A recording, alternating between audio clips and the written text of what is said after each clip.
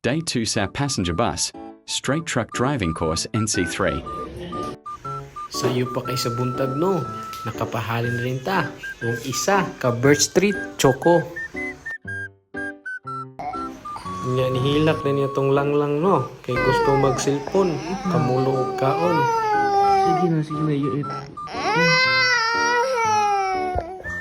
Tsada yung kay beauty sa Kampabya basta bagong hunong ang ulan.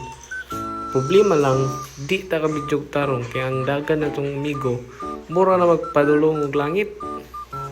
Pero sa laya po nako kay nagdugay-dugay ko.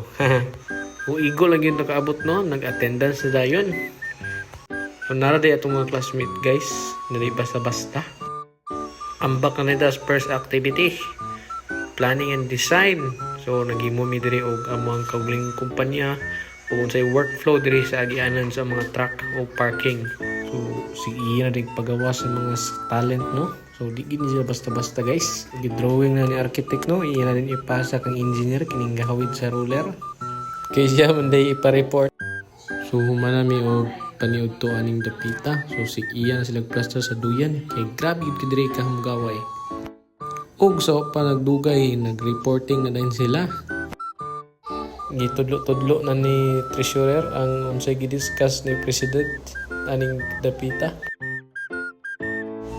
Pagkahuman nag-podcast na ni Sir Rondi. So paligog follow guys sa Operators Corner PH. Wala ka pa nagang tanan kay nagpa-surprise quiz si Sir. Pero cancer pud baya.